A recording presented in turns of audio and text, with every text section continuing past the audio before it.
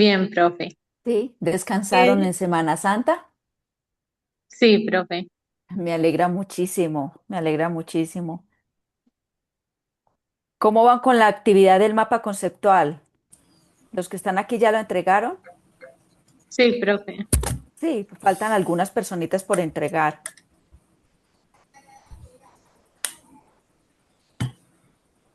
Recuerden que es hasta hoy que hay plazo para entregarlo. Si hay aquí alguno conectado y no lo ha entregado, hasta hoy hay plazo para entregar este mapa conceptual.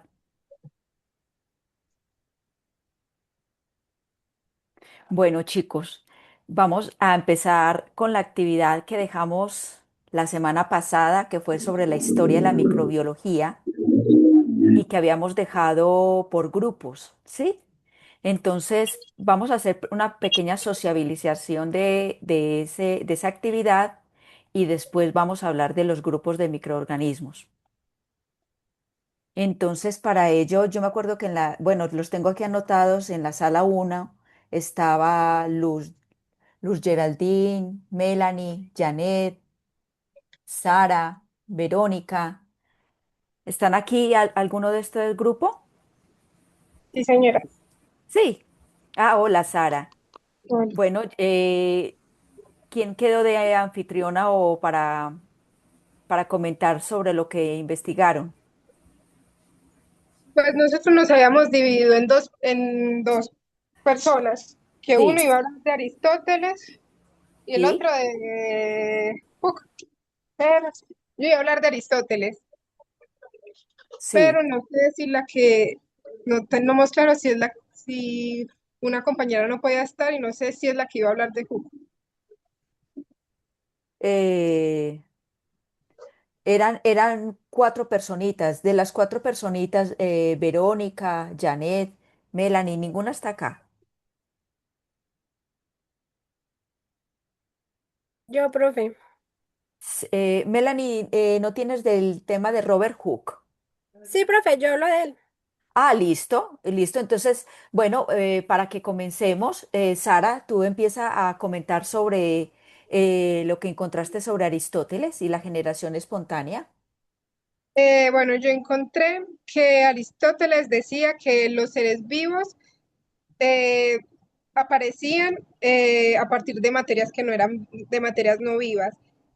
Y yo, Sí, pues, bueno, daban ejemplos como que los gusanos salían de la carne que estaba en descomposición, que las moscas aparecían de la basura y que eso ocurría porque en su época no habían microscopios o no se podían ver los microorganismos de ellos. Y eso pasó en la edad antigua. sí, que eso más o menos fue en el año 384 antes de Cristo. Antes de Y Cristo. yo, y yo agregaría que ahí todavía no se hablaban de microorganismos, por lo mismo, porque no había todavía. Porque no sabían todavía. Correcto, correcto. Pero entonces hay generación espontánea, era que de cosas inertes salía la vida. Ellos Sí. decían de algo Y inerte que sale vida. ¿Mm? eso lo creyeron por mucho tiempo, pero pues ya después, eh, pues como todo cambió, pues se dieron cuenta que las cosas no aparecían por aparecer. Correcto. Y Melanie, que encontró, que estaba en tu grupo, ¿qué puede agregar a Robert Hooke?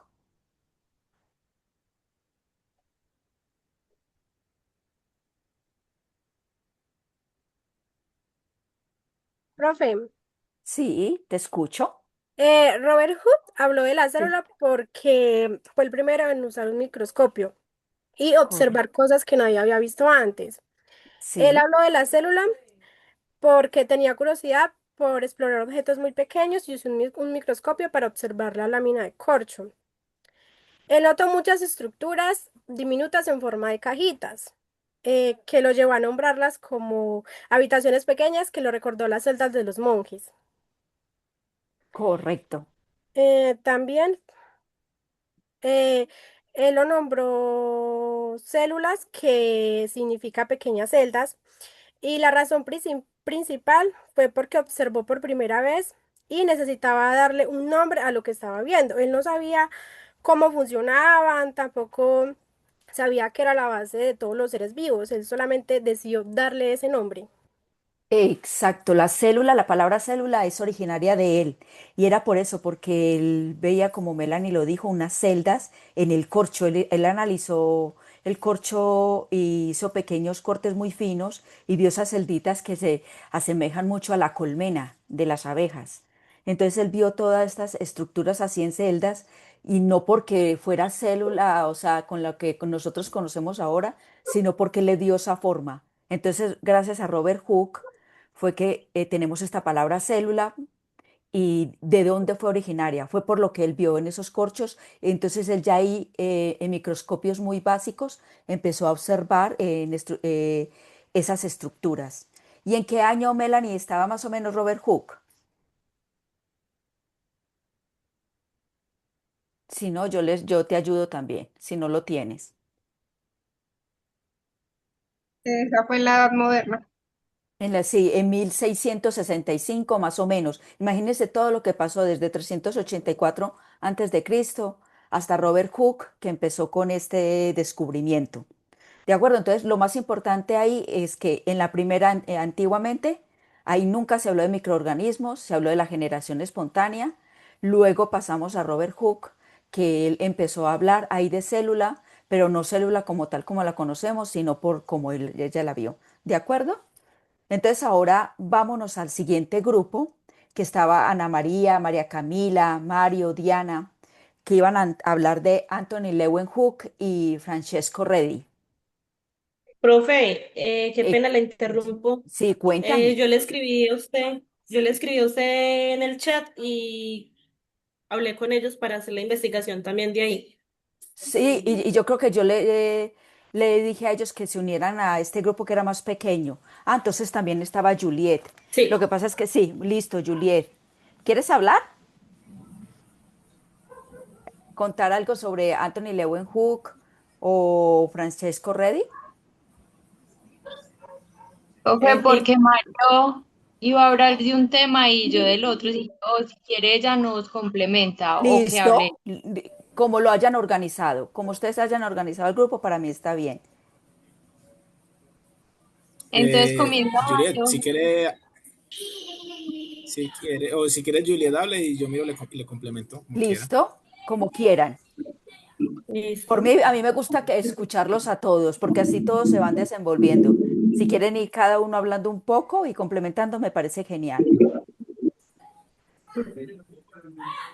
Ah, listo, profe. De Anthony Van, ¿cómo se dice? Leeuwenhoek. Bueno, se le llamó, ¿por qué se le llama el padre de la microbiología? Se le llamó así porque fue la primera persona en observar y describir microorganismos utilizando microscopios que él mismo fabricó. Gracias a sus observaciones se descubrió la existencia de bacterias y otros microorganismos.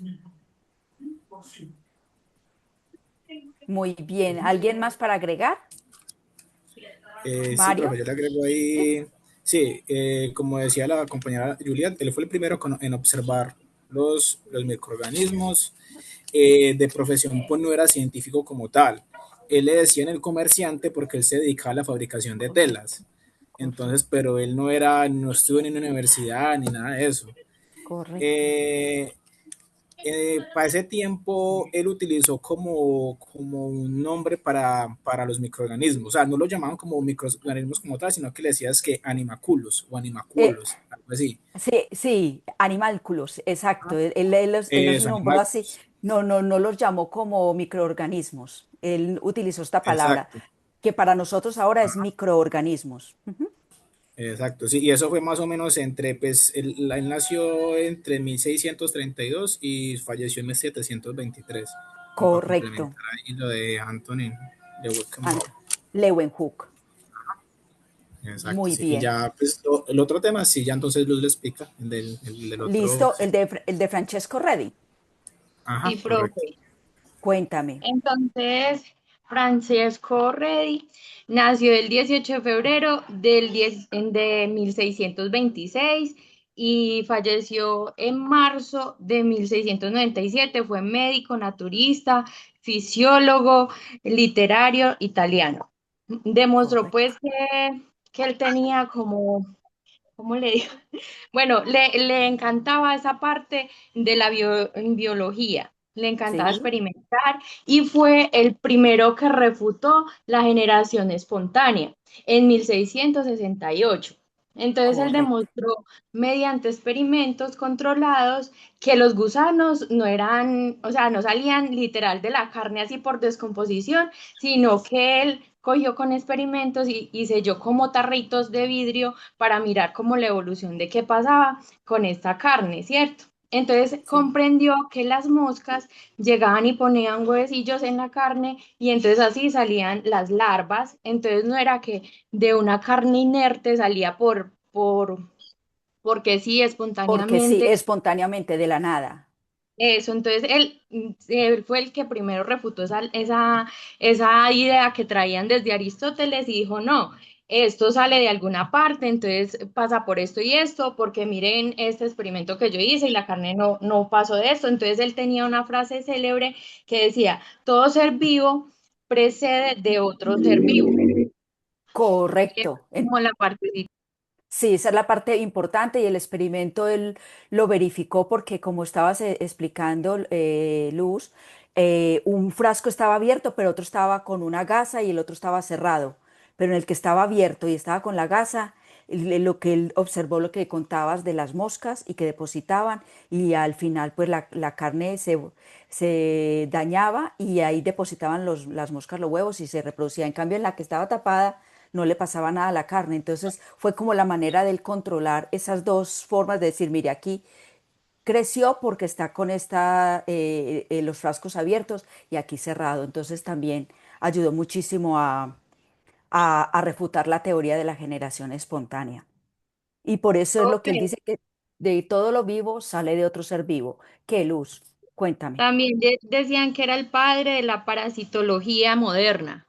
Francesco Redici es el padre de la parasitología. Muy bien. Una cosa para agregar.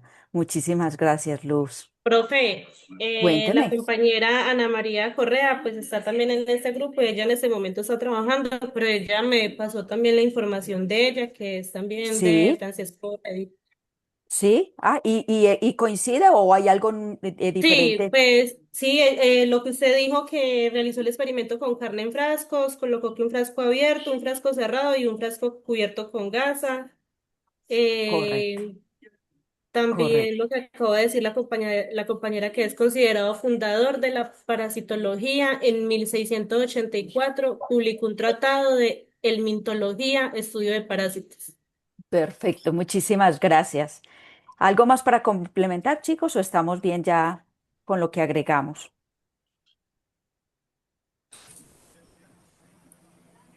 Creo que Profe, estamos bien, profe. Sí, en nuestro sí. grupo también estaba Diana Enciso y ella me mandó la información, pero pues Carlos y Juliet pues dijeron muy buena información de Antonio, No se sino que preocupen. quería Sí.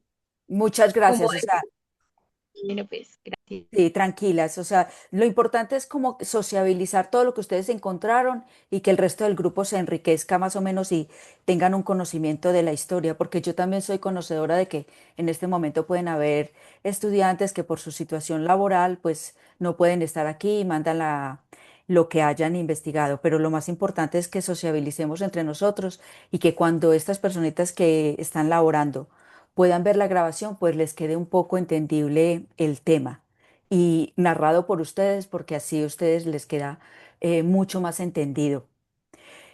Bueno, ahora vamos para el grupo 3 donde estaba Jessica, Alejandro, Daniela, dentro de los que alcancé a escribir, y vamos a hablar de Lázaro Spallanzani y Luis Pasteur.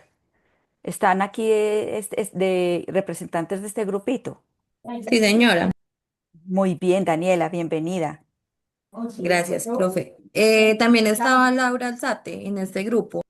Sí, aquí, sí, Laura. Ujú. Laura. Néstor, me parece que también, Jessica, Alejandro, pero Listo. bueno, sí, sí, Eh, ¿quieres contarnos? bueno, sí, de Lázaro Spallanzani. Sí, Él fue, bueno, nació en 1729, fue sacerdote y biólogo italiano. También fue clave en la biología moderna y en la fisiología experimental. Ujú. A él tenía pues como un apodo en sí que lo llamaban biólogo de biólogos. Exacto, el biólogo de los biólogos. Ujú. Y también pues en uno de sus logros pues como más principales fue pionero de la inseminación artificial. Sí. ¿Y Y cuál eh, fue la primera por lo que se inseminación descató? artificial la hicieron en una perra. Ah, pero sí, mira, este tema no lo sabía. Muchas gracias. Y también hizo investigaciones en la regeneración. Sí, Pues la regeneración es como la capacidad que tienen para estudiar los anfibios y les hacían trasplantes en las cabezas de los caracoles. correcto. ¿Y Lázaro qué experimento hizo a nivel de microbiología? Si de Eh, pronto alguien puede complementar o si tú no lo tienes, otra persona. Sí, profe, yo. Ah, bueno, Jessica, muchas gracias. Cuéntanos qué hizo él, qué experimento hizo él. Estudios de la fecundación. Él logró la primera inseminación artificial documentada en animales, la Sí, investigación de la digestión y el proceso químico y no meramente mecánico. El reconocimiento fue el sabio de la ilustración. Eso. y en cuanto a el experimento que él hizo, algo parecido para refutar la generación espontánea y mostrar cuándo los productos o los elementos están esterilizados o no. ¿Alguien encontró algo al respecto? Que él habló sobre la cocción, cómo preservarlas, los caldos. Mm, ¿No? Bueno, pues yo también aquí les complemento. Resulta que él, pues también siguió como el mismo lema de Francesco Redi, y él lo que hizo fue, ustedes saben lo que son unos matraces, Eh, que son como unas bombonas con unos tubos así en un vidrio que está curvado, ¿sí? Ustedes imagínense en una botella en forma de círculo que le sale un tubo y en forma de curva, ¿sí? Entonces, ¿el qué hizo? Él, por ejemplo, fue el que utilizó lo de la preservación y la cocción y él vio que si lo mismo, si ese matraz, ese instrumento estaba en contacto con el aire, ese caldo se podría. ¿De acuerdo? Entonces, él detectó que haciendo una cocción y manteniendo bien tapada ese matraz, lo que había dentro no se contaminaba. Entonces, él fue de los pioneros en hablar de esterilización. Esterilización es un proceso en lo cual se busca que los microorganismos se mueran, porque yo los llevo a una temperatura elevada y lo que está allí se me preserva.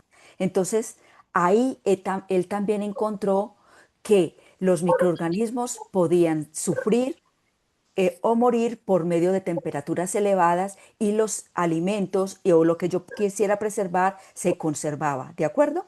Entonces él también agregó esto. ¿Me hice entender? Sí, señora. Profe, yo también ahí investigué que él hizo el estudio de la digestión, donde Ah, experimentaba que la digestión es un proceso químico por los jugos gástricos, que no es mecánico. correcto, o sea, por eso le llamaban el biólogo de los biólogos, Ujú. porque él buscaba muchas, o sea, de pronto de lo que más compete a nosotros, a la microbiología, que luego lo vamos a ir introduciendo nosotros, es de pronto que él empezó a hacer los procesos de esterilización, ¿de acuerdo? Que empezó a llevar los productos a unas temperaturas elevadas y así conservar más tiempo los caldos que él utilizó.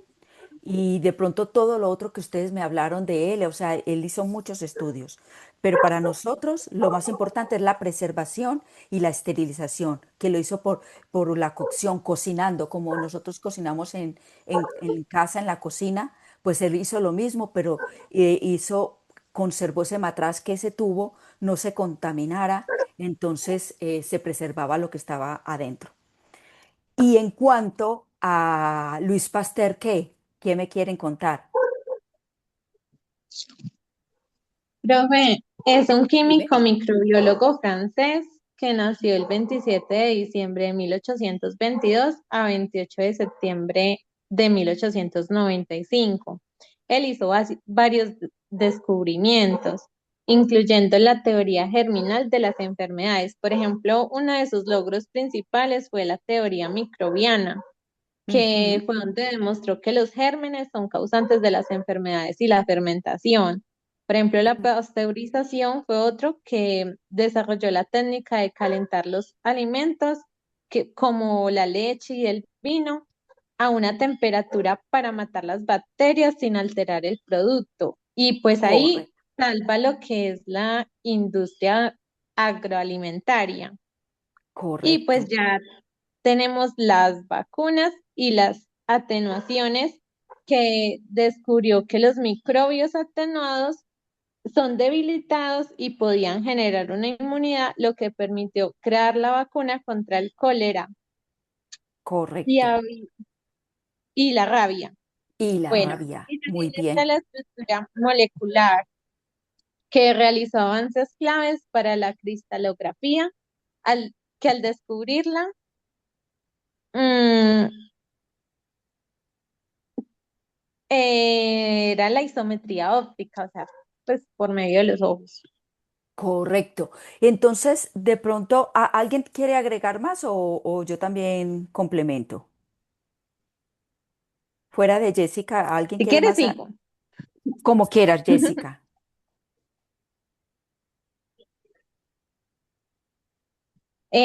También postula de que los microorganismos son la causa directa de muchas enfermedades y de la descomposición de los alimentos.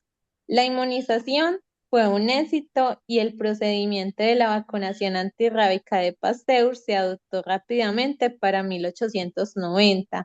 Existían centros de tratamiento de la rabia. La Correcto. primera rabia humana desarrolló la microbiología aplicando la medicina y la cirugía tras establecer que las enfermedades eran causadas por microorganismos, y al identificarlos y encontrar la manera de combatirlos, su mayor logro fue la erradicación de la rabia. Exacto. Entonces, de pronto para nosotros como microbiólogos que estamos aquí estudiándolos, lo principal fue uno, la pasteurización, que esa pasteurización es llevar un alimento a 63 grados. Hay varios tipos de pasteurización, pero la más general, ellos llevó un alimento a 63 grados, no daño el alimento, no lo daño, la leche no se coagula, el queso no se daña, o sea, no lo daño, pero aseguro que con 30 minutos a esa temperatura, 63 grados, se mueren los microorganismos patógenos que van a alterar el alimento y va a hacer daño al humano. Entonces, uno de los, de pronto, logros importantes para, como lo decía Jessica, para que la industria agroalimentaria pues preservar a los alimentos fue la pasteurización, que no solo lo hizo en la leche, sino en el vino, en la cerveza, en todos estos alimentos pues que se utilizaron, que fueron fermentación y luego para eliminar los microorganismos patógenos hacían la pasteurización. Uno, este de pronto de Pasteur. Dos, las vacunas. Las vacunas, él empezó con la vacuna de la rabia y Jessica habló de una palabra clave y que son microorganismos atenuados. ¿Qué significa? Es el microorganismo que tiene todas las características externas, se lo inyectan al paciente, se lo colocan al paciente, no le va a causar la enfermedad porque está atenuado, está latente, no hace daño, pero el sistema inmune lo reconoce como patógeno y actúa, entonces el sistema ya queda preparado con un sistema inmunológico activo. Entonces, sí, cuando venga el virus de la rabia de verdad, el que sí es capaz de hacerme daño, ya el sistema inmune lo reconoce y lo ataca. Ese es el fundamento principal de las vacunas, como que el sistema inmune esté atento, que cuando venga el patógeno, entre comillas, vivo, porque los virus no son, ahorita hablamos de ellos, no son vivos, pero pueden causar la enfermedad, pues el sistema inmune lo reconoce antes de que nos haga el daño. Son las dos cosas de pronto más importantes, aunque Luis Pasteur hizo otras más aportaciones en el campo de la medicina, como hablaban, a nivel quirúrgico, porque él ya sospechaba que había algo, la conexión entre microorganismos y enfermedad, entonces se mejoraron las formas de asepsia en los quirófanos. Entonces todo ello ayudó muchísimo. ¿De acuerdo? Sí, profe. ¿Les quedó claro entonces? Bueno, entonces ahora nos vamos para el último grupo, que fue el que estaba con Robert Hooke y Alexander Fleming. En este grupito, a ver que los tengo aquí anotaditos, estaba Jennifer, Valeria, Carol, Carlos. ¿Quién quiere aportar en este grupo sobre estos dos científicos? Hola, profe. Hola, Pues yo le voy a hablar sobre Alexander Fleming. perfecto. Háblame sobre Alexander. Bueno, pues ya hablando un poquito sobre él, él fue un médico y científico escocés. Nació en 1881 y falleció en 1955. Él trabajó en Londres y se especializó en bacteriología. Y ya hablando sobre su descubrimiento, es que en 1928 Fleming estaba estudiando bacterias y un día notó algo raro. Una de esas placas se contaminó con un hongo y alrededor de ese hongo las bacterias habían desaparecido. Ese hongo era del género Penicillium, Penicillium. Ujú. exacto, y producía una sustancia que mataba bacterias. Y él llamó esto la penicilina. Y ya, Es, por qué fue tan sí. importante esto? Antes de la penicilina, habían infecciones simples que podían matar a las personas muy fácil, como heridas o gripes complicadas o infecciones a la piel, los hacía morir muy fácil. Y antes de la penicilina no existían antibióticos efectivos. Después de la penicilina, se pudieron tratar enfermedades bacterianas, bajó muchísimo la mortalidad y se salvó millones de vidas, especialmente en la Segunda Guerra Mundial. Y Diste en el punto clave.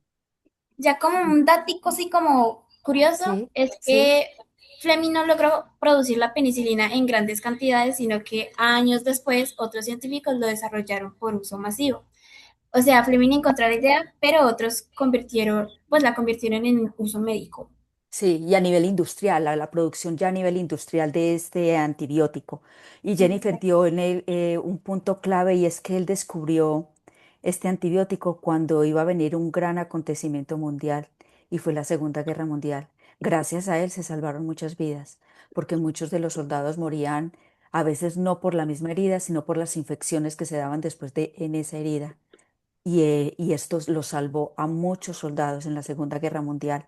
Entonces Alexander Fleming fue un gran héroe para el momento en ese acontecimiento tan catastrófico, pero ayudó mucho. Sí, es de pronto el punto clave ahí. Y de Robert Cook, ¿quién tiene Robert Cook? ¿Quién tiene ese alemán? ¿Quién me puede hablar de él?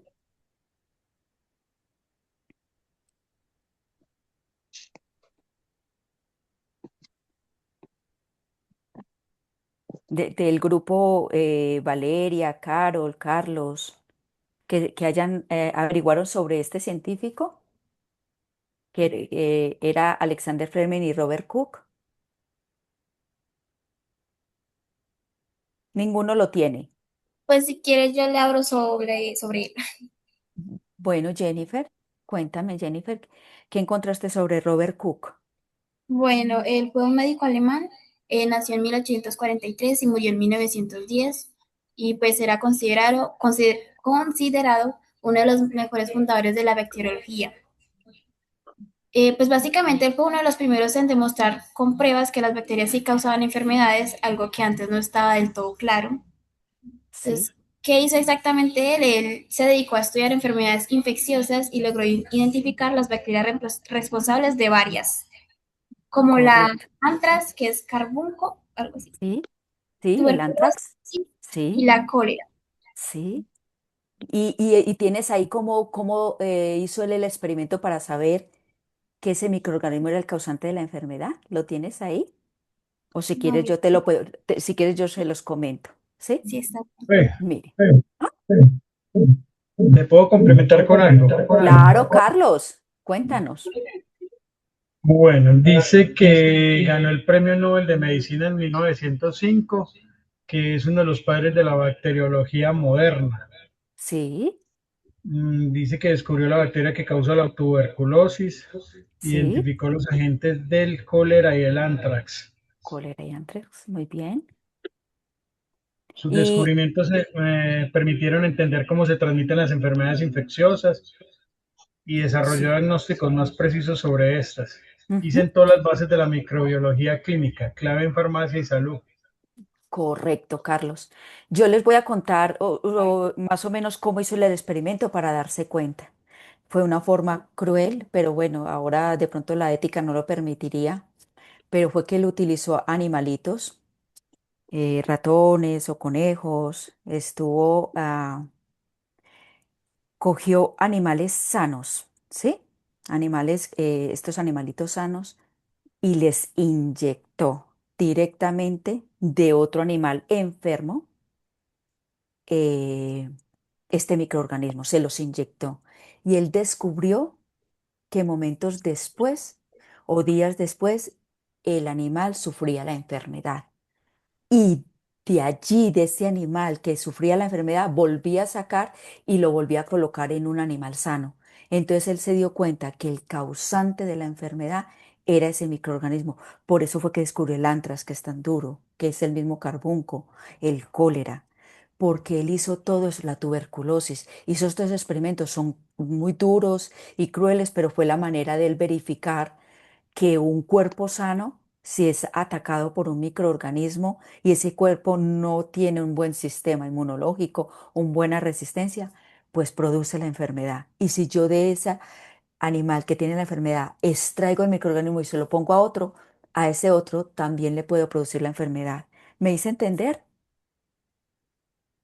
Sí, Fue el, señora. fue el experimento, es muy duro, pero fue lo que hizo Robert Cook.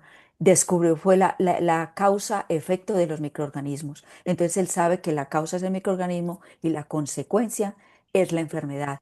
Y que yo soy capaz que hasta ahora existen armas biológicas y hay que ir con mucho cuidado, microorganismos, cepas de microorganismos guardados, que si eso se le coloca a determinadas personas o o animales, pues puede causar daño.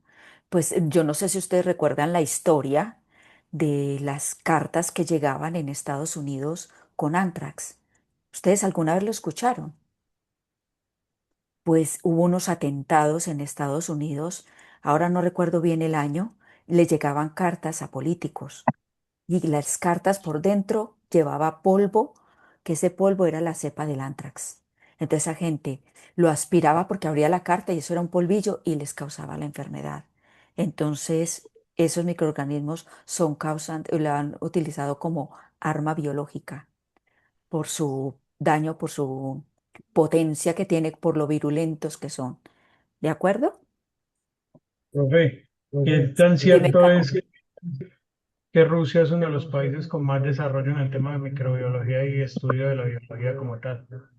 Mira, hay muchas historias en cuanto a Rusia, también en el Medio Oriente y hasta en Estados Unidos. Se dice que hay zonas donde tienen guardados cepas virulentas y muy patógenas, liofilizadas. Hay teorías, pero claro, o sea, para uno hablar sobre ellas es complicado. Es más, se dice que hay científicos que tienen cepas de microorganismos que ni tú ni yo conocemos porque los han sacado de las selvas, de lugares inhóspitos que nosotros no llegamos, pero que se saben que causan enfermedad. Es la historia, es lo que dice, pero por ejemplo, en Estados Unidos hay un área de alta seguridad que es de nivel 4 donde allá no entra nadie y dicen que está la cepa de la viruela. La viruela es una enfermedad que se supone que está erradicada, que la viruela ya no nos va a dar a ninguno en el mundo, pero dicen que esa cepa está. ¿Cuál es el problema? Es que de pronto llegue a pacientes que no tengan una buena respuesta inmunológica. Es la teoría que hay. Hasta hubo discusión en la destrucción de esa cepa. ¿Por qué dicen que no se destruye esa cepa? La historia es que dicen si hay alguien que quiere hacer daño con la patógena, ellos tienen cómo volver a crear la vacuna, porque no se volvió a vacunar a los niños con la vacuna con el virus de la viruela. Son teorías que hay, pero una de las que yo conozco es esta. No quiere decir, o sea, que todos los microorganismos que están en nuestro mundo tengamos que vacunarnos, no, porque eso no conviviríamos. Nosotros hacemos una simbiosis con esos microorganismos, pero hay unos patógenos, eso sí lo tengo claro. Hay unos patógenos que sí requieren, y ese es, por ejemplo, el virus de la viruela, que requiere no un tratamiento, sino una prevención, que es la aplicación de una vacuna. Pero como la enfermedad fue erradicada, ya no se está vacunando contra la viruela. ¿Me hice entender? Sí, profe. Sí. Sí. Bueno, entonces, bueno, esto fue como un pequeño resumen para que ustedes supieran más o menos qué personajes de pronto estuvieron involucrados en la microbiología. Yo ahora quiero hacerles una pregunta. ¿Ustedes vieron biología en el bloque uno? ¿Sí? ¿Sí o no? Si no quieren Sí. hablar, Sí, profe. pueden escribir en el chat. Bueno, pues vamos a empezar aquí. Voy a empezar a un sondeo a ver cuál fue el aprendizaje más o menos que tuvieron. Eh, ¿Estudiaron célula procariota y eucariota? Sí, Sí, profe. profe. Bueno, Bueno, vamos a empezar. Yo voy haciendo un sondeo y me van contando. Denme ejemplos de células procariota. Pueden escribirlo en el chat, no importa. Si no quieren hablarlo, escríbanlo. Bacterias, Bacterias, Hongos. hongos, algunos, pero no, esa eucariota. Pues yo pregunté por procariota. Pro. Las bacterias los virus. vamos a los virus. Los virus, ahora vamos con las diapositivas, les voy mostrando un poquito, pero los virus no han sido catalogados como seres vivos. No pertenecen a ninguna célula.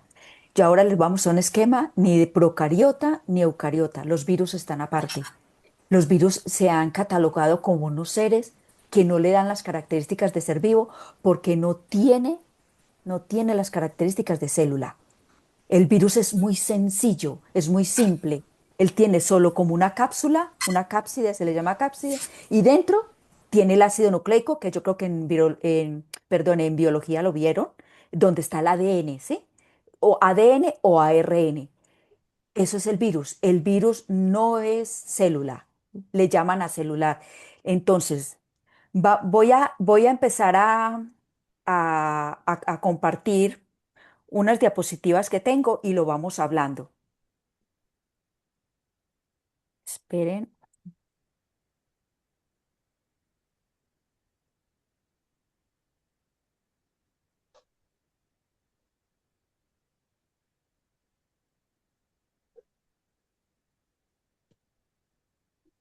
Ustedes me dicen si están viendo la pantalla. Sí, señora. ¿Sí? Bueno, voy a mostrarles, a ver qué.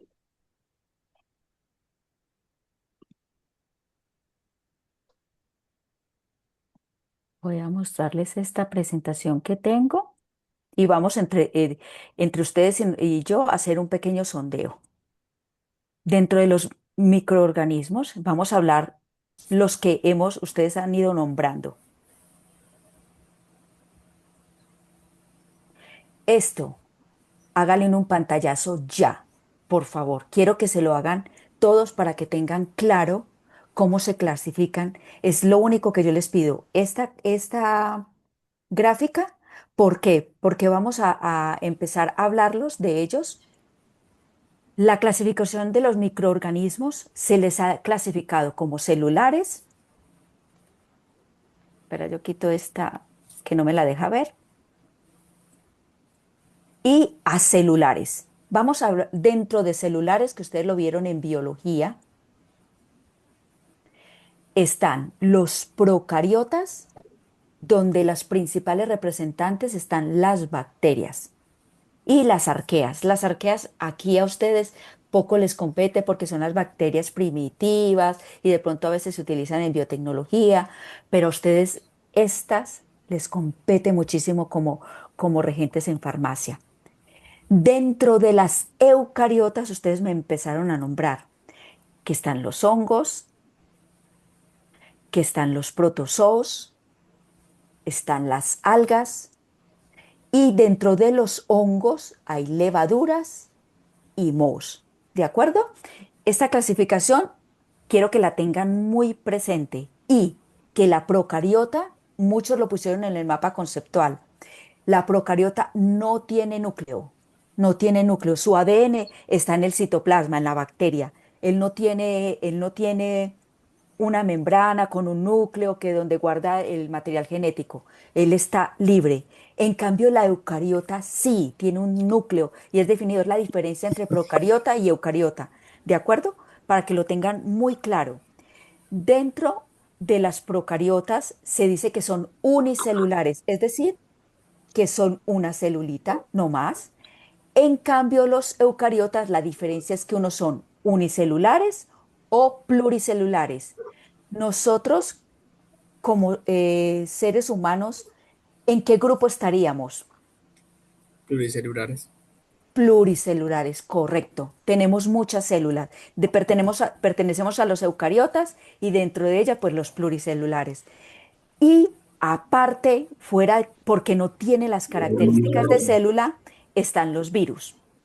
Entonces, como yo quiero que vamos a intercalar mientras las diapositivas que yo les voy a dar y las que ustedes me van a contar, voy a hacer unos grupos donde cada uno me va a dar un pequeño detalle de qué encontraron sobre bacterias, qué encontraron sobre hongos. Yo les voy agregando qué encontraron sobre protozoos, qué encontraron sobre algas y dentro de los hongos, alguien me va a hablar de levaduras y alguien me va a hablar de mohos. Entonces, ¿qué voy a hacer? Una pequeña, esta es corta.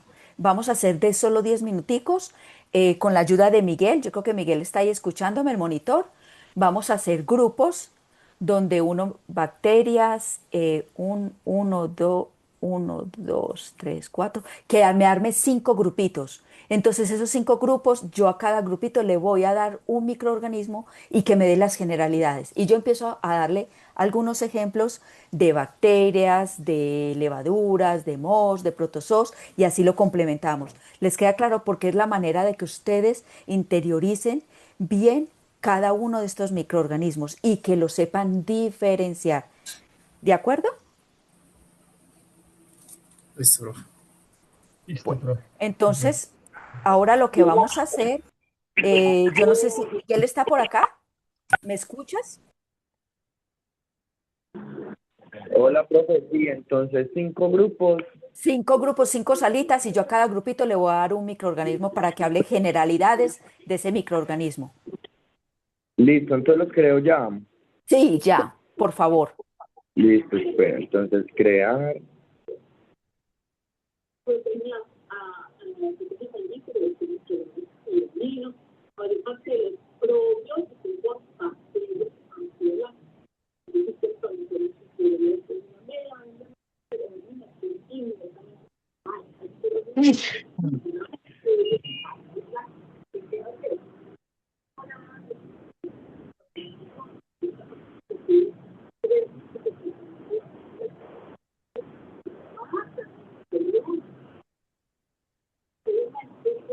Listo, profe, ya están abiertas las Listo, salas. perfecto, perfecto. Muchas gracias. Dale, profe.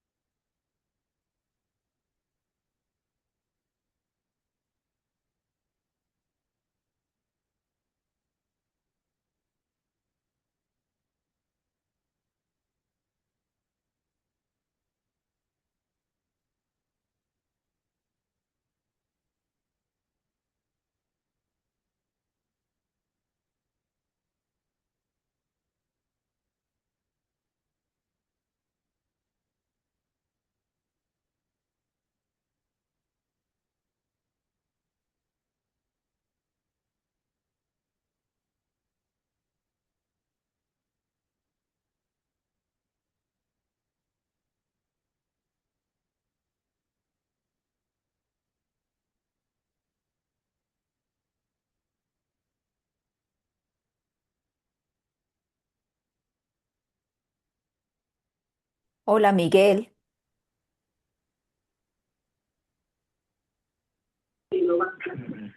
Hola, profe. ¿Ya puedes cerrar las salas, por favor? Listo, claro que sí, ya. Muchas gracias. Inmediatamente. Listo, profe.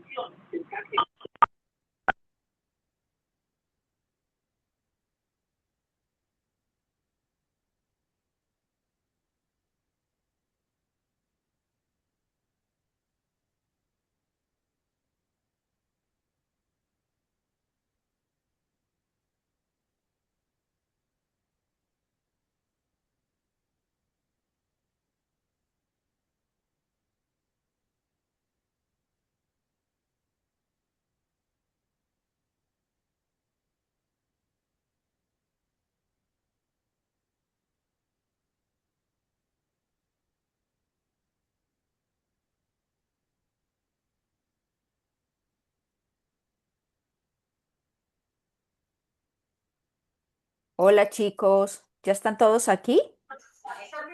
Sí, profe, yo ya- Sí, señora. Sí. Hay personitas que se pudieron conectar ahora, pero no se preocupen. Lo importante de esta actividad es que compartamos la información entre ustedes y la mía y nos quede claro los conceptos, para que cuando ustedes desarrollen las actividades, pues lo puedan hacer mucho mejor. No se preocupen si porque estaban laborando no se pudieron conectar, yo lo entiendo. Entonces, pero lo importante, hablo por las compañeritas que en el chat me estaban escribiendo, tranquilas, o sea, lo importante es que vamos a ir sociabilizando y yo voy a ir compartiendo unas diapositivas y vamos hablando del tema, ¿de acuerdo? Listo, profe. Listo, Listo. profe. Sí, profe. Bueno, entonces voy a compartir las diapositivas. Profe, ¿Quién me está hablando? Dime, no, Diana. profe, lo que pasa es que yo ya me tengo que ir a trabajar. Tranquila, Diana, yo te entiendo. Mira, queda la grabación de Sí, ahora profe. la voy a hablar sobre los grupos y trata de verlo para entenderlo, pero la más importante, Diana, fue la que yo te mostré ahora. Esta, Ah, esta, bueno, esta, profe. esta para mí era básica y que las personitas que acabaron de entrar a conectarse, si le hicieron un pantallazo, mejor, porque es la manera que ustedes entiendan cómo es la clasificación de los microorganismos y ustedes puedan más fácil estudiarlo. ¿Vale, Diana? Ah, bueno, profe, otra cosita, yo quedé Sí, en el cuéntame. grupo 4, pero yo igual compartí ideas con los muchachos. Listo, tranquila, Diana, no te preocupes. Muchas gracias por tu colaboración. Usted, profe, muchas gracias. Bueno. Bueno, chicos, voy a empezar yo a ir hablando y después les voy a, ustedes me van por grupo contando lo que encontraron. Entonces, dentro de las células procariotas, yo les dije que los principales representantes eran las bacterias. Hay un grupo que no está dentro de clasificado ni como procariotas ni eucariotas, que son los virus, porque no son células, ¿de acuerdo? Para que les quede claro. Y dentro de las células eucariotas, estábamos hablando para microbiología, son los hongos microscópicos, los protozoos y las algas. Entonces, vamos a hablar de bacterias. El grupo de bacterias que encontró. Yo sé que estaba Carlos solito, pero profe, sí, yo sí, solo. sí, Carlos, yo te ayudo. No, tranquilo que estás conmigo, yo no te dejo solito. Está bien, Hágale. listo. Las bacterias son microorganismos unicelulares, muy importantes en la salud, en la industria y el medio ambiente. Y son parte clave en el estudio de la regencia de farmacia. Son células procarióticas que no tienen núcleo definido, su ADN está libre en el citoplasma, nucleoide, carecen de organelos membranosos como mitocondrias. Su tamaño Correcto, está entre 0,5 y 5 micrómetros. Solo son visibles con microscopio. Existen tres tipos de formas o su morfología: coco, bacilos, espirilos y vibrios. Su correcto. estructura básica tiene una pared celular, una membrana plasmática y un citoplasma. Y algunas tienen flagelos, cápsula y pilifimbrias. Sí, pili, que les ayuda a transportar material genético. Ujú. Listo. Su Listo. clasificación de gran es gran positivas y gran negativas. Vale, voy a mostrarla aquí para que usted, lo que tú me estás hablando, ellos lo vean. Entonces, Carlos está hablando de la clasificación de las bacterias, que es la clasificación más grande que ha habido y las han clasificado por gram positivas y por gram negativas. Cuéntanos. Profe dice gran positivas, que es la pared gruesa de color violeta, y gran negativa son pared delgada más membrana externa de color rosada. Lo Esto es están viendo clave. aquí. Perdón, lo Sí, interrumpo un momentico, Carlos. Miren las fotografías de lo que hablaba Carlos. Las bacterias gram positivas por una tinción que se llama tinción de Gram, ellas se ven de color violeta, las observan aquí, y las gram negativas por esa tinción quedan de color roja. bueno. Dice que esto es clave en la farmacia porque define el uso del antibiótico. Correcto, esto es clave, Su, clave. su metabolismo es muy diverso. Existen aerobias, anaerobias y facultativas. Aerobias que necesitan oxígeno, anaerobias no lo necesitan. Y facultativas pueden vivir con o sin oxígeno. Y su reproducción principalmente por fisión binaria. Se dividen en dos. Crecen rápidamente en condiciones favorables. La Su semana variable, entrante, perdón, te interrumpo, la semana entrante, esto todo lo que está nombrando Carlos, lo vemos un poquito con más detalle porque las bacterias son muy importantes para usted. Entonces, todo esto que estamos, como lo volvemos a reforzar, volvemos a hablar de ello para que les quede claro. bueno, su variabilidad genética dice, pueden intercambiar material genético por conjugación, transformación y transducción. Esto explica la resistencia a antibióticos. Su hábito se encuentra en el aire, el agua y el suelo, en el cuerpo humano, que son microbiotas, o en ambientes extremos. Su Perfecto. importancia son beneficiosas para la flora intestinal, la producción de alimentos como el yogur, el queso y demás, y de la industria farmacéutica. Y existen otras que son patógenas, que son las que causan las enfermedades como tuberculosis, cólera e infecciones urinarias. Y el enfoque para la farmacia son claves en el control de infecciones, en el uso adecuado de antibióticos y en las pruebas microbiológicas. Perfecto, yo creo que con esto ya hiciste hablaste en general cosas muy importantes de las bacterias. Yo voy a empezar a mostrar unas diapositivas. Muchas gracias, Carlos. Yo voy a empezar aquí a mostrar algunas para complementar lo que Carlos nos comentó. Entonces, por ejemplo, de las bacterias gram negativas que estábamos hablando, que son las de color rojo. Entonces están las Neisseria, ustedes conocen la Neisseria gonorrea, que es la que produce la gonorrea, la Neisseria meningitidis, que produce meningitis. Hay bacilos cocos, porque son en forma de bolita, coco. Y hay bacilos que son como la Escherichia coli, que es la que ustedes han escuchado mucho, que es la que está contaminando los alimentos y dice que hay materia fecal. Este es un indicador, la Escherichia coli, aunque produce otras infecciones como la urinaria, produce diarrea. Está también la salmonela, está la Pseudomonas aeruginosa, que producen infecciones pulmonares, quemaduras. La salmonela, por ejemplo, produce la fiebre tifoidea y la salmonelosis. Está muy implicado en intoxicaciones alimentarias, tanto la Escherichia coli como la salmonela. ¿De acuerdo? Entonces, en términos generales, y bacilo significa que tiene forma de palito. Entonces, de pronto, como para que lo tengan presente. Dentro de los grupos de bacterias han hecho clasificaciones y están, por ejemplo, las enterobacterias que dentro de las enterobacterias, pues ellas pertenecen al grupo de las gram negativas, que ya lo habíamos hablado, que son de color rojo, pueden ser cocos, pueden ser bacilos, lo que llaman coliformes, que son los indicadores de que una muestra tiene materia fecal. Entonces hay coliformes totales y fecales. Algunos viven en tierra, como ya lo nombró Carlos, viven en plantas, en animales acuáticos. Se destruyen con relativa facilidad, no son tan resistentes. Un desinfectante común como el cloro los puede matar. La utilidad en la bioindustria sirven para comprobar la sanidad de la fermentación de quesos, productos lácteos, alcoholes y se ha utilizado en tratamientos médicos. Estos microorganismos, las enterobacterias, también han producido toxinas para el uso de cosméticos. ¿Ustedes han escuchado estas toxinas que producen como parálisis? Han utilizado microorganismos para ello, fabricación de agentes antivirales, porque las bacterias atacan a los virus, se ha encontrado. La Escherichia coli, que ya la nombré, es la clásica, la típica, que si yo la encuentro, yo sé que en ese alimento o en ese producto está contaminado con materia fecal. Si yo encuentro Escherichia coli, yo ya sé que está contaminado. Es una bacteria gram negativa, es un anaerobio facultativo, es decir, que crece con o sin oxígeno. Mesófilo, ¿por qué? Porque es capaz de crecer a una temperatura de 37 grados, por lo cual nuestro cuerpo es apto para que la Escherichia coli se desarrolle. Por eso vive en nuestro intestino grueso. Comúnmente tiene flagelos que le sirve para moverse.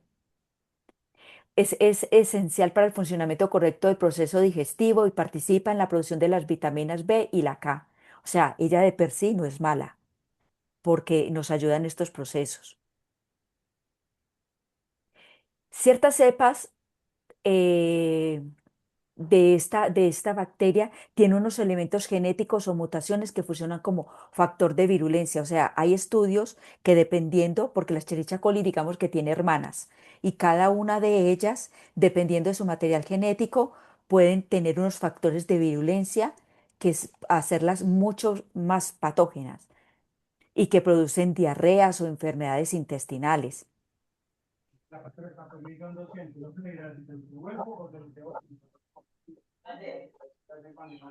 Carlos, bueno, no sé si Carlos está hablando aquí. La Escherichia coli se ha utilizado en biotecnología y la utilización aquí a modo de información es que ella puede ser transportadora de un ADN circular que le llaman plásmido. Entonces yo en este plásmido yo puedo colocar un gen que yo quiero estudiar y ella es la que hace que este plásmido se reproduzca. Entonces la han utilizado como vector, esto a nivel de biología molecular. Todo esto es como información, pero que sepan que dentro de la bacteria yo puedo colocar ese ADN circular con un gen que yo quiero estudiar y ella es capaz de reproducírmelo infinitas veces. Salmonela, otro microorganismo, gran negativo, anaerobio facultativo, tiene flagelos, es patógeno para animales y personas. Dentro de ellas, pues está la Salmonella entérica y la Bongori, una de las principales especies de este género, la Salmonella. Es un agente productor de zoonosis. ¿Qué es zoonosis? Zoonosis es una enfermedad que es compartida entre los animales y el ser humano y que el animal me lo transmite a mí. La salmonelosis, un animal me lo puede transmitir. ¿Cómo se puede producir, contaminar uno y que le dé salmonelosis? Generalmente por alimentos contaminados de este microorganismo.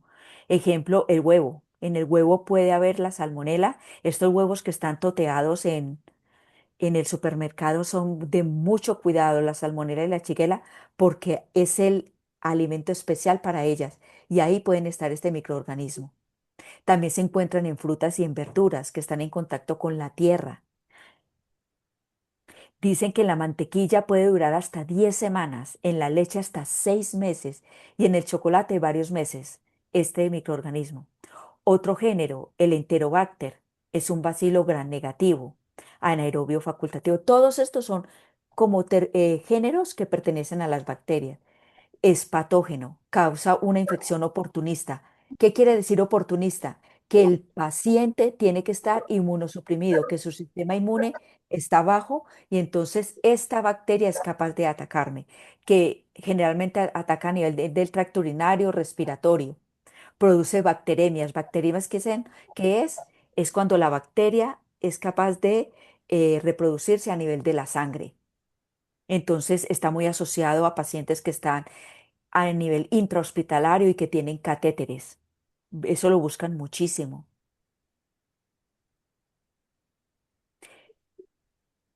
Viven en materia orgánica muerta. Su contacto puede ser directo o indirecto. Directo porque la persona infectada que tenga el microorganismo en la piel, en las mucosas, me lo puede transmitir a mí. Y por contacto indirecto es que tenga superficies, por ejemplo, un catéter y un trabajador intrahospitalario coge este catéter sin medidas adecuadas, puede contaminarse de él y producir la enfermedad. porque se puede contaminar. Otro microorganismo, Citrobacter. Esta es una bacteria también gran negativa, es aerobia, o sea que esta sí que requiere de oxígeno para vivir. Está presente en el agua, en el suelo, en las comidas. Es una microbiota del tracto intestinal de muchos animales. Además, se encuentra en el hombre. Es ubicua. ¿Qué es ubicua? O sea que por sí no causa daños, pero en pacientes inmunodeprimidos sí causa problemas. Es uno de los patógenos más importantes en los cuidados de neonatos en los hospitales. En los seres humanos produce infecciones urinarias, meningitis, abscesos cerebrales. Pseudomonas. Este es otro también bacteria gram negativa, aerobia estricta. Su hábitat son los suelos contaminados por sustancias generadas por organismos de forma natural, sustancias extrañas en el cuerpo. De igual manera se pueden aislar de medios acuáticos, tanto de agua dulce como de agua salada. En general son inocuas para el hombre, no causan daño, pero también existen patógenos oportunistas como esta bacteria que se llama Pseudomonas aeruginosa. Esta es muy típica encontrarlo a nivel intrahospitalario en pacientes quemados. Es de pronto de los que más puede estar implicado. A nivel industrial, este microorganismo biodegrada metales pesados. Se utiliza como disolvente orgánico y detergente. La pseudomona también se ha utilizado para fabricación de bioplásticos, aquellos que son biodegradables, la pseudomona lo produce. Son técnicas la han utilizado como un biocontrolador y juega un papel esencial en la mejora y en el mantenimiento de la calidad medioambiental. La han utilizado mucho, o sea, por per se, las pseudomonas no es patógena, solo ataca a pacientes inmunosuprimidos. Klebsiella, este es otro género de las bacterias, también gran negativa. Nos ayuda a protegernos de otros gérmenes y a hacer la digestión, la Klebsiella. Encabeza un amplio rango de estados infecciosos, sobre todo en neumonía, infecciones del tracto urinario, infecciones del tracto digestivo. Su variedad más conocida de mayor relevancia es la Klebsiella pneumoniae. Su nombre lo dice. Esta bacteria ataca a nivel de los pulmones y normalmente se da a nivel intrahospitalario.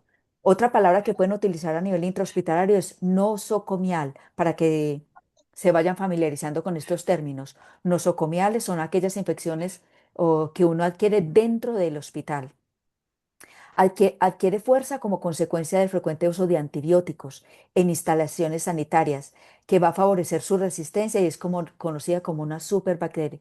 El problema por sí no es la bacteria, sino el uso que se le está dando a los antibióticos. Bueno, esto era como en términos generales, bacterias gram negativas que son relevantes para ustedes. Dentro de las bacterias gram positivas, que son en forma eh, de color violeta, pueden ser en forma de... ¿Ven estos racimitos de uvas? Esto es típico de un género que se llama estafilococo.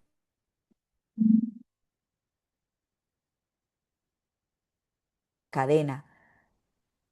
También pueden ver micrococos que se agrupan como si fuera una caquita de rugby, de estas que ustedes se utilizan.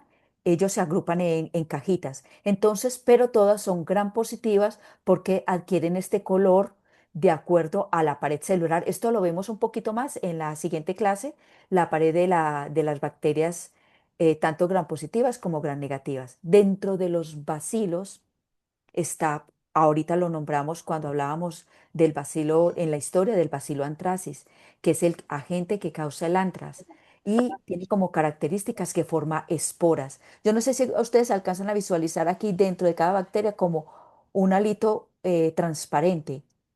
Si lo ven, eso es la espora de ese microorganismo. La espora es como la estructura que les sirve de resistencia a ellos. Cuando el medio está adverso, ella se esporula. Y cuando el medio cambia y es óptimo para su desarrollo, la espora germina y entonces empieza a desarrollarse el microorganismo. Otro bacilo dentro de las gram positivas es el Clostridium tetani, que produce el tétano. La Listeria monocytogenes. Este es muy típico y es muy estudiado para mujeres embarazadas y por la listeriosis. Esta se transmite generalmente por alimentos. Aquí pueden ver mucho mejor las esporas con una tinción que se tiñen de este color verdecito. Lo hablaba que los microorganismos que tienen un tipo de reproducción asexual, quiere decir que ellas por sí solas son capaces de reproducirse.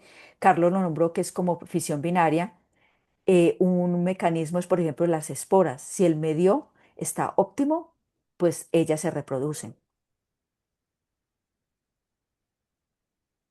Pero hay otro tipo de reproducción para que lo hacen los esporulados, pero esto lo hace sobre todo, aquí vamos a hablar de tres tipos de reproducción, perdón, cuatro tipos de reproducción que se ven que no son solo de las bacterias.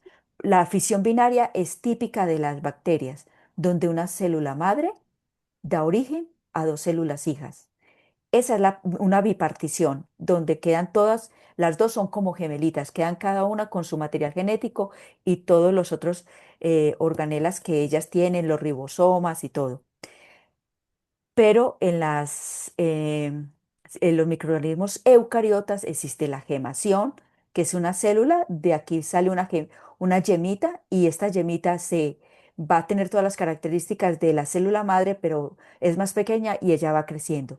El de esporulación es un saco que tiene varias esporas por dentro y cuando el medio es óptimo, esto explota y las esporitas, pues cada una va a generar el hongo. Y este es el de fragmentación que es muy típico de las estrellas de mar, que si ustedes le cortan uno de los fragmentos de de la estrella de mar, ella es capaz de volverla a reproducir. También yo lo he escuchado, aunque nunca lo he visto con las lagartijas, pero es una como para que sepan otros tipos de reproducción asexual que existen, no solo de las bacterias. Dentro de las bacterias gram positivas, otro son los bacilos que son gram positivas, son aerobios estrictos, es decir, que requieren de siempre oxígeno para vivir, pero hay unas facultativas. Está el bacilo anthracis, que es causante del carbunco, es inmóvil, es decir, que no tiene flagelos para moverse. En condiciones estresantes forma la endospora, que es esta que están viendo acá en la fotografía. Viven en el suelo del mar, viven en el agua del mar, viven en ríos, en alimentos que están contaminados. Pueden encontrarse este tipo de microorganismo. A nivel industrial se ha utilizado, son capaces de secretar grandes cantidades de enzimas. Eh, de pronto que se ha utilizado es una proteína antibiótica natural, se ha utilizado para la hidrólisis del almidón por esta enzima que poseen. Se han utilizado como detergentes y para la investigación del ADN. Hay muchos usos que no es solo a nivel que la bacteria produzca la enfermedad, sino que tienen usos industriales. Clostridium. El Clostridium también es una bacteria gram positiva, anaerobia estricta, parásito, saprófito, es decir, que se alimenta de sustancia orgánica muerta o alimentos que están en descomposición. Algunas de ellas esporulan, son móviles, es decir, que presentan flagelos para moverse. No todas las especies son patógenas, algunas forman parte de la microbiota intestinal normal. Lo tenemos de forma normal y natural en nuestro intestino. Está el Clostridium botulinum, que tiene una toxina alimentaria que causa el botulismo. Y el problema de esta toxina es que causa un desorden neurológico agudo, potencial y letal y produce parálisis. Este es el problema de esta bacteria. Está el Clostridium perfringens, que produce intoxicación alimentaria y produce la gangrena. Eso que ustedes ven sobre todo a nivel de los miembros inferiores, las piernas y todo que se coloca de negro y todo, es causado, si este microorganismo lo atacó, produce esa gangrena gaseosa. Está el Clostridium tetani, que produce el tétano, que causa rigidez muscular excesiva. ¿Por qué? Porque la toxina que este tétano produce una parálisis. A nivel industrial, el Clostridium se ha utilizado para generar etanol, alcohol. Pueden producir acetona, biobutanol. También a nivel cosmética, ustedes la han escuchado mucho el Botox, ¿no? que el Clostridium es el que se utiliza para las personas que se ponen Botox, que para dar esa rigidez, esa parálisis, entonces la piel se templa y se van las arrugas, pues este microorganismo lo utilizaban para ello. Listeria monocitógenes, yo la nombré también, no tiene esporas, es gram positivo, es anaerobio facultativo, crece de 1 a 45 grados, por eso hay mucho problema porque es capaz de crecer en la nevera y también es capaz de crecer en una elevada concentración de sal, por eso es peligroso. Produce la listeriosis. Es uno de los patógenos causantes de infecciones alimentarias más violentos, con una tasa de mortalidad del 20 al 30%, más alta que casi todas las restantes infecciones bacterianas. Sobrevive a la exposición a enzimas proteolíticos, sobrevive al ácido gástrico, sobrevive a las sales biliares, es muy resistente, vive en la tierra, vive en el agua. Puede encontrarse en una variedad de alimentos crudos, como la carne, así como alimentos procesados y hechos con leche no pasteurizado. Por eso es muy delicado para las mujeres embarazadas. Y el micrococos, de pronto es un género de bacterias, no es muy utilizado a nivel de regencia en farmacia, pero de pronto como información se ha utilizado para la producción de cerveza. Se encuentra en el agua, en el aire, en la piel humana, pero a nivel de patologías no es muy nombrado. Aquí podemos ver una fotografía que es muy lindo porque son como unos cuadritos. Ellos siempre se agrupan en tétradas. El más representativo es el Micrococcus luteus, que vive en la piel humana y transforma el sudor en compuestos de olor desagradable. O sea que de pronto a este podemos darle las características del olor en las axilas y todo, porque este microorganismo lo causa. A nivel industrial, tiene un extenso rango de sustratos inusuales. Se utiliza para ello, por ejemplo, para producir pirimidina, herbicidas, bifenilos, policlorados, petróleo. O sea, a nivel industrial es más reconocido que para nosotros en regencia en farmacia. Produce hidrocarbonos con aceites lubricantes. Bueno, esto como en términos generales de que supieran todo lo que hay en cuanto a bacterias, todos los microorganismos. Y eso que yo les estoy contando de aquí, yo siempre digo que yo sé, yo creo que el 1 o el 2% de lo de bacterias y de microorganismos. Y aquí les estoy nombrando de pronto las más relevantes para regencia en farmacia. Bueno, entonces ahora vamos a hablar de hongos. En el grupo de hongos vamos a hablar sobre que están clasificados o como levaduras o como mohos. Entonces, el segundo grupito que yo les dije que hablara, que buscara sobre hongos y levaduras, que estaba Luz y las compañeritas, ¿qué pueden aportar? Sí, profe. Como características físicas, están formadas por micelio, una red filamentosa muy delgada que se extiende sobre un sustrato formado y se reproduce formando esporas. Algunas especies forman estructuras reproductoras con forma de seta o cabeza de sombrero, que son parte del hongo que habitualmente solemos ver. Este es perteneciente al reino fungi, incluyendo las mohos, las levaduras y las setas. Viven en Perfecto. ambientes acuáticos, se conocen más de 100.000 especies diferentes. Muchos hongos se utilizan en actividades industriales como gastronomía y farmacología. Otras especies pueden causar enfermedades en personas y animales. La rama de la biología que estudia los hongos es la micología, así se llama Correcto. la Sí, rama. micología, Eh, correcto. los hongos son formados por células eucariotas. Pueden ser unicelulares o pluricelulares. Tienen nutrición heterótrofa. Heterótrofa quiere decir, ya le voy a decir, Ujú. em, puede producir su propio alimento, No, sí, que sí no puede produce, producir su propio exacto. alimento. Los que producen su propio alimento se llaman autótrofos. como las plantas, Eso ¿sí? sí. Este es Sí, heterótrofo, es decir, que necesita, la fuente de energía la saca de compuestos orgánicos. sí, acá dices que se nutren de sustratos de materia orgánica en Correcto, descomposición, correcto, que son saprobios. correcto. Bueno, también dice que carece de movilidad. Sí. También dice que sirven de alimento a numerosas especies de animales, como por ejemplo las hormigas agricultoras, que Ujú, cultivan un hongo dentro de un hormiguero y se nutren de ella. Pues se nutren de ese hongo. correcto. Los hongos pueden reproducirse sexual o asexual, pero no forman embriones como los animales y plantas. Siempre se propagan formando esporas que contiene material genético idéntico al progenitor. Como ven aquí en la foto, esto aquí dentro están las esporas y esto es el micelio, ¿de acuerdo? Y en cuanto a la Ujú. levadura, ¿qué me puedes decir dentro de qué pertenece a los hongos? Eh, bueno, mi compañera pues también investigó, pero Ah, pues no listo. sé. Profes, Sí. yo investigué sobre las levaduras. Ah, cuéntame entonces tú sobre las levaduras.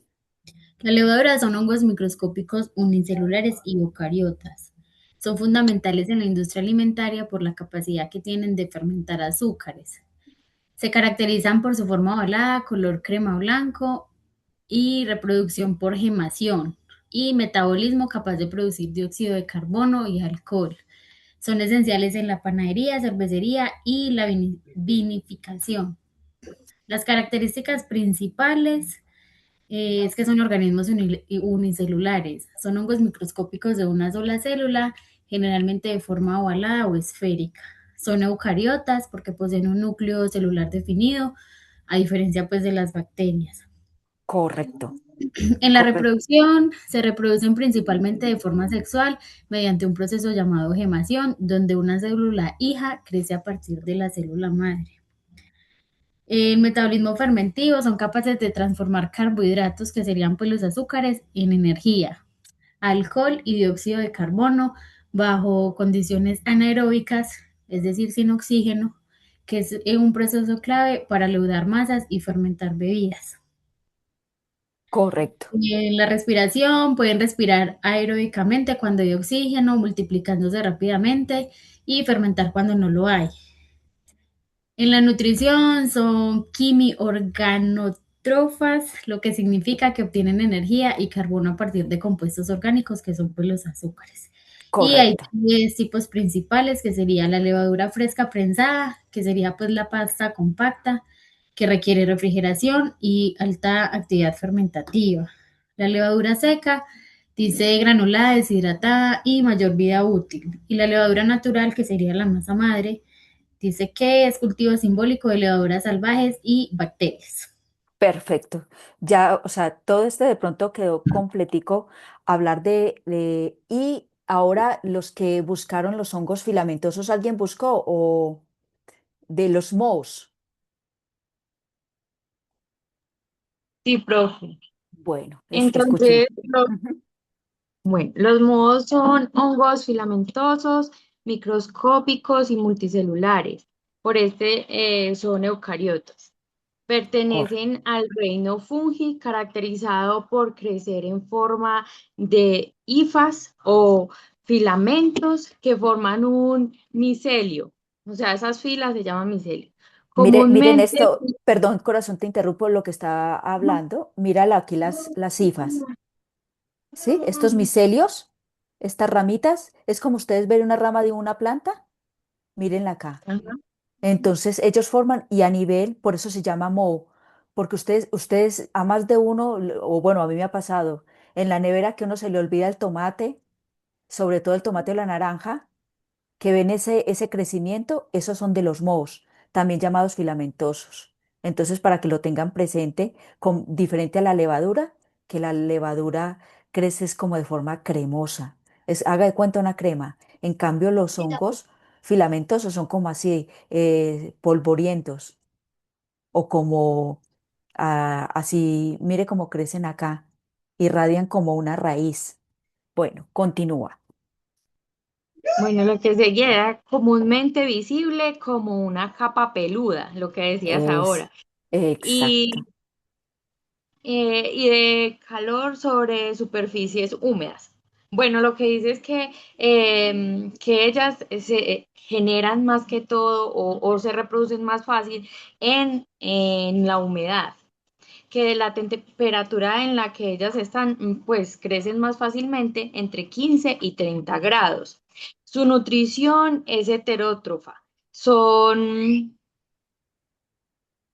bueno, lo que quiere decir esto es que descomponen el material orgánico para su alimentación. correcto. Y nosotros somos heterótrofos, nosotros como seres humanos, porque nos alimentamos de compuestos orgánicos. Ellas también les pasa lo mismo, solo que utilizan los compuestos orgánicos en descomposición. Pero somos igual, ellos son igual que nosotros, heterótrofos. No somos como las plantas, autótrofos, que con la luz y el agua, ellas son capaces de hacer por medio de la fotosíntesis, pues los alimentos. Nosotros no, necesitamos de estos compuestos orgánicos.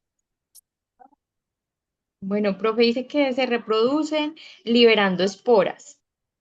Requieren esa temperatura y el aspecto de ellas y su color es más o menos, bueno, son manchas como verdosas y vellosas y es de color negro, verde o blanco. Yo creo que ya mis compañeritos Sí, van a decir algunas cositas también importantes que sí, encontrar. perfecto. También tiene, pues generalmente se encuentran más que todo en las frutas y en los panes. Mírela, yo puse la foto porque me gusta con lo que ustedes están complementando, que Ujú. ustedes lo visualicen acá muy bien. Listo. De manera, pues en la, digamos, lo más importante en términos de salud es que puede causar alergias, algunas especies pueden producir toxinas y es muy propenso en las personas inmunodeprimidas, que son personas inmunodeprimidas las que tienen las defensas muy bajas, como los pacientes de SIDA, las personas con cáncer en etapas de quimio o pacientes trasplantados. Correcto.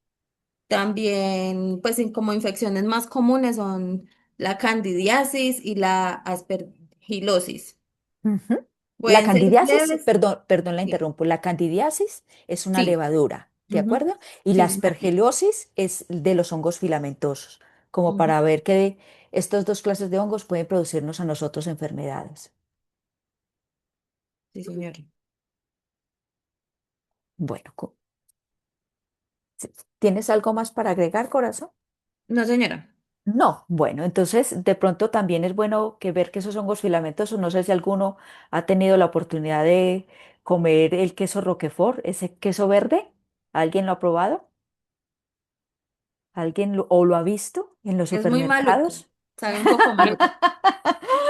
Sí, es fuerte este queso Roquefort. Pues es hecho con estos hongos.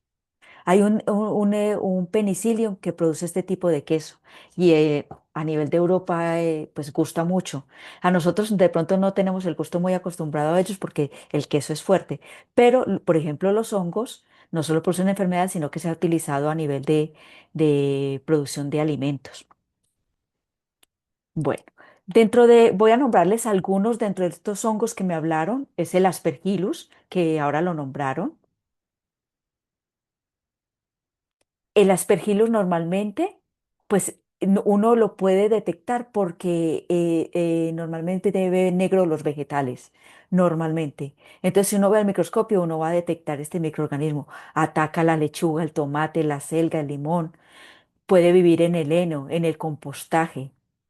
Dentro de las patologías de este aspergillus está que lo hablaron, la aspergilosis pulmonar invasiva, y su compañerita se los dijo. Para que este microorganismo ataque es porque el paciente está inmunodeprimido.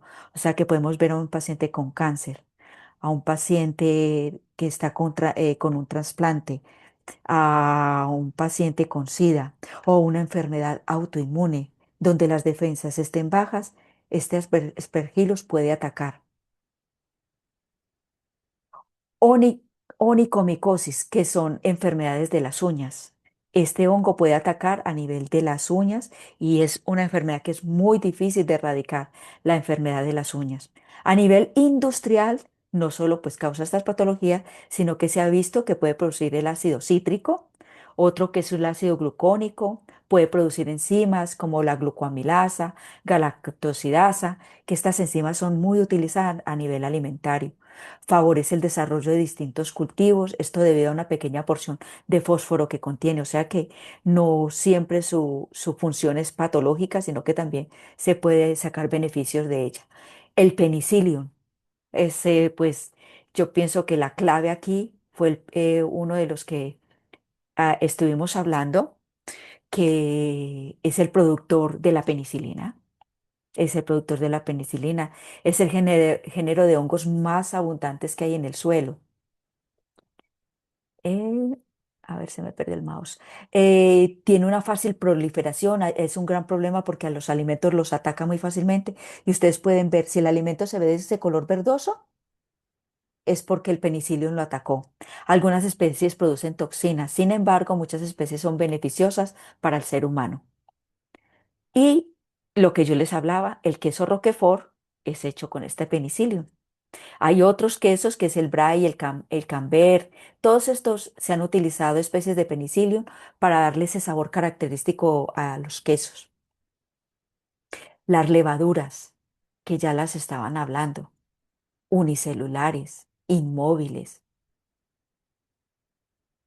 Estas levaduras pues han perdido su forma de filamento que ahora su compañera los nombró y yo se los mostré en la fotografía, que son capaces de producir esas hifas, esos tubitos para desarrollarse.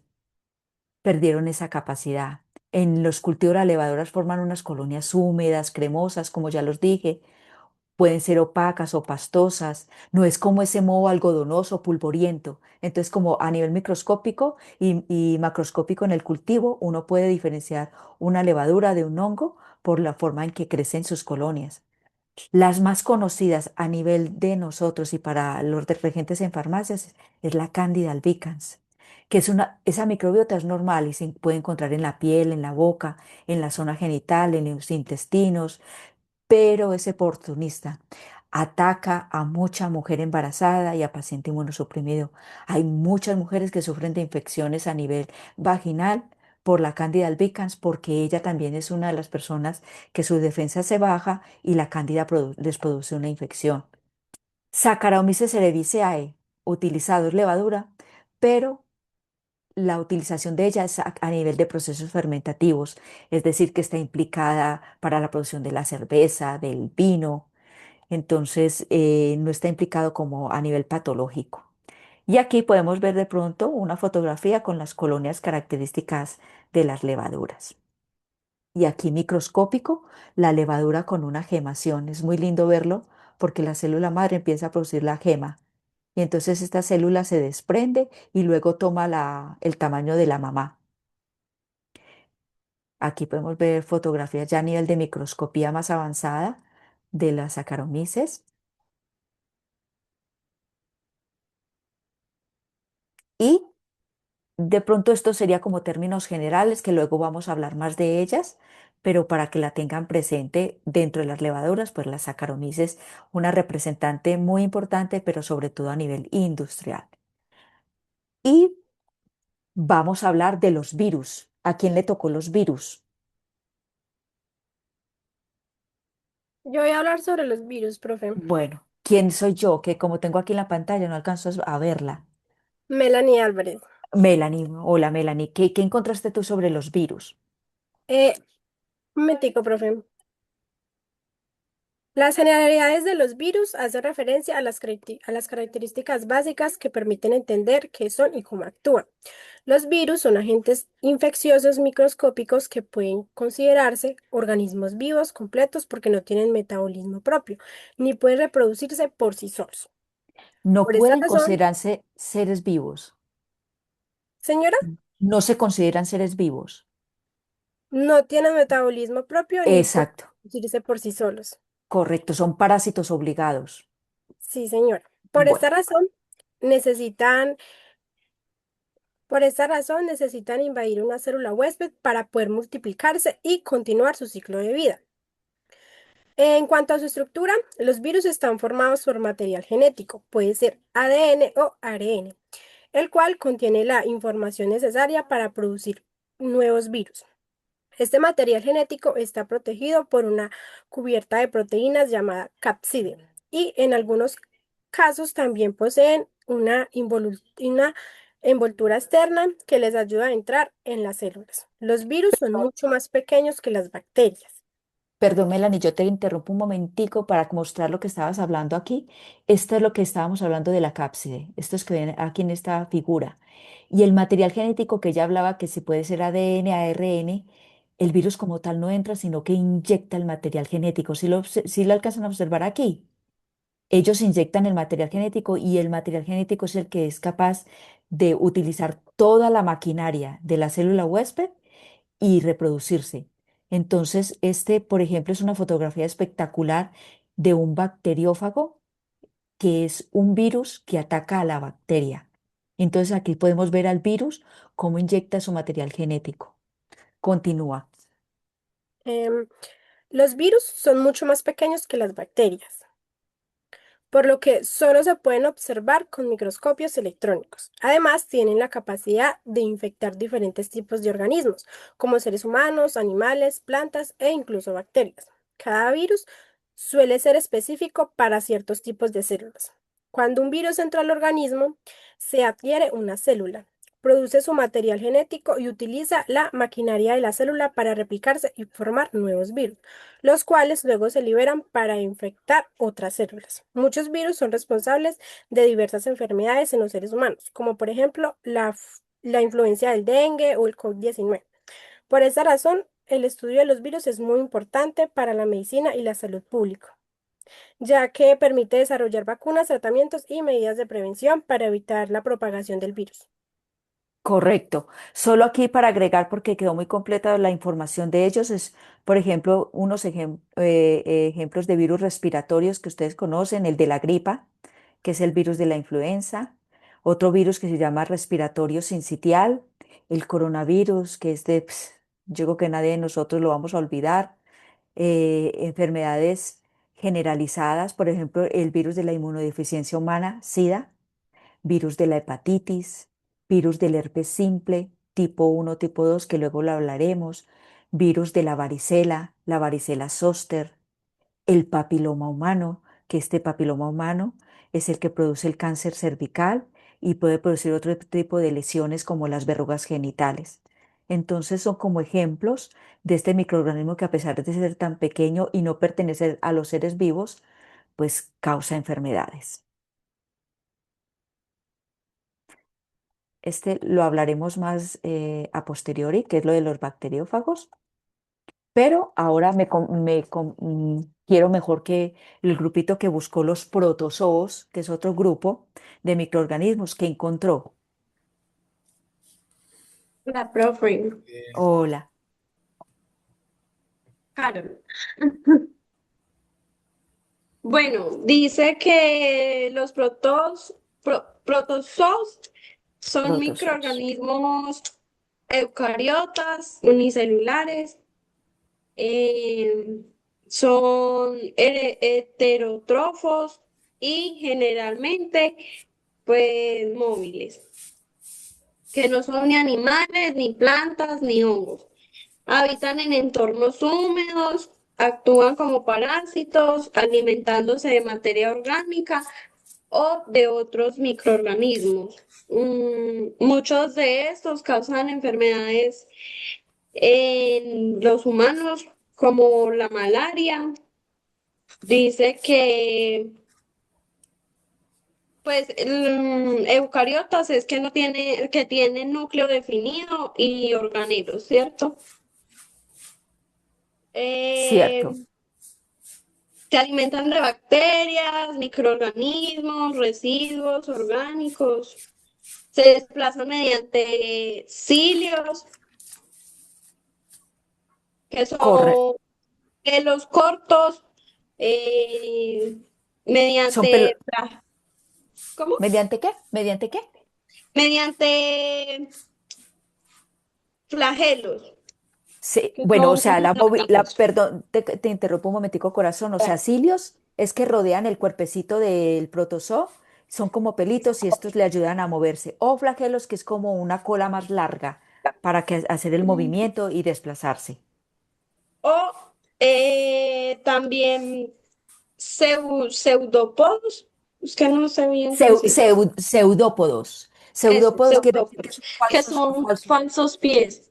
Correcto, falsos pies. Muy bien. Requieren humedad, es decir, Sí, que viven en agua dulce o en ambientes marinos.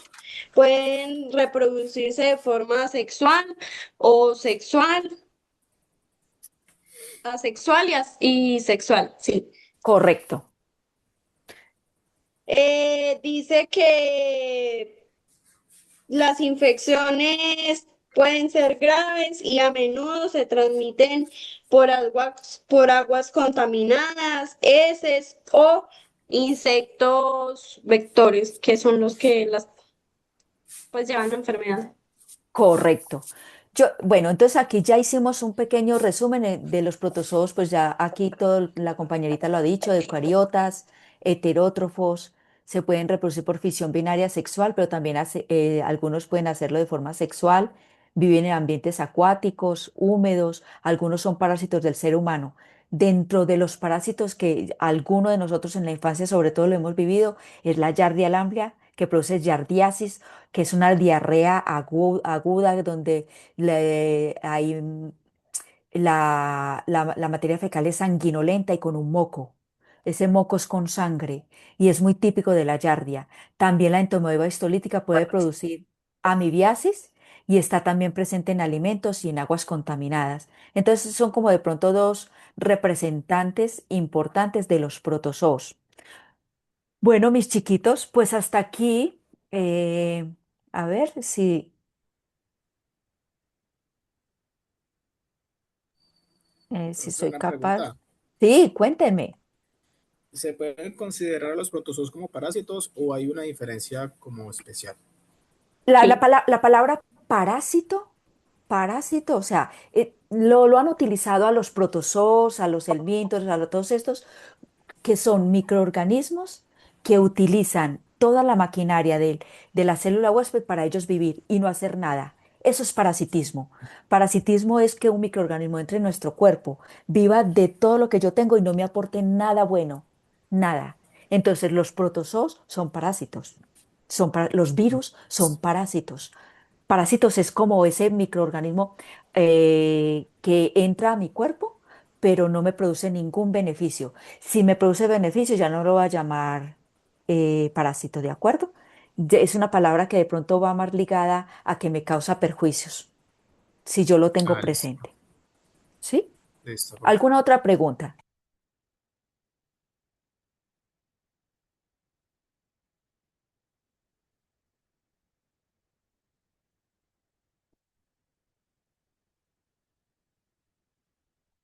Entonces, este fue de pronto el tema que queríamos completar y acabar. Ya la próxima semana hago una pequeña actividad a ver cómo les quedó entendido esto. Voy a hacer una pequeña actividad antes del inicio, así que revisen la grabación. Si hay alguna duda, pues si quieren me escriben. Lo importante aquí es que sepan la clasificación, la primera gráfica que yo les mostré, mírenla bien, que les quede claro, porque ustedes ya con esa gráfica ya pueden empezar a poner a los diferentes microorganismos que vamos a ver en esa clasificación. Entonces ya saben cómo es ese microorganismo. ¿De acuerdo? Listo, profe. Sí, señora. Pues muy bueno, chiquitos, pues ya acabamos por hoy la clase. Si hay alguna duda, pues me escriben los que faltan, por favor, por el mapa conceptual, que hasta hoy tenían plazo. Si hay algún problema, me dicen para hablar con Julie, pero hasta hoy era la actividad del mapa conceptual para que lo puedan enviar. Si tienen alguna duda o pregunta, pues me escriben al correo o me escriben por el chat interno de la plataforma. ¿De acuerdo, chicos? Listo, profe. Y muchas gracias a todos por estar aquí presentes y nos vemos la próxima Chao, profe, semana. muchas gracias. A Listo, profe. ustedes, Muchas muchas gracias. Gracias, gracias. Hasta profe. luego. Gracias, Feliz profe. noche, hasta luego. Gracias, chao, profe. Gracias a ustedes.